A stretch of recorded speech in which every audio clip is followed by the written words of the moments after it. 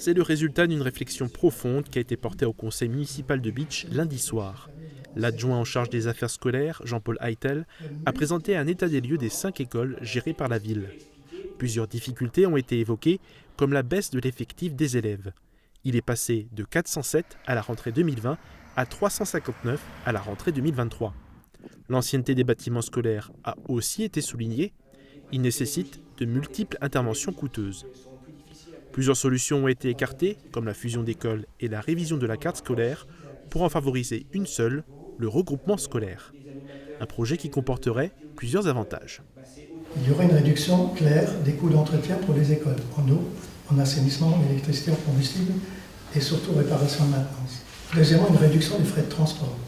Des améliorations pédagogiques pour les enseignants et les élèves. Le regroupement permettrait de mettre en place une organisation pédagogique concertée. Une étude de faisabilité a donc été menée sur un premier site visé, celui du quartier du 4e cuir. C'est la société CapMop qui a restitué devant le conseil cette première étude pour voir le potentiel, l'espace, les qualités et les défauts du site. Sa position géographique a été mise en avant. Une première cartographie qui vous montre que la tache bleue, c'est le périmètre des 20 minutes. C'est-à-dire qu'en 20 minutes à pied, depuis notre site, on a un périmètre d'investigation et de possible pour des enfants, accompagnés sans forcément des bus ou autres, assez prodigieux, et notamment 4 équipements ici, qui sont relativement proches, à la fois des équipements sportifs mais culturels. 4 scénarios d'aménagement ont été montrés concernant les bâtiments les plus proches de la maison de l'enfant.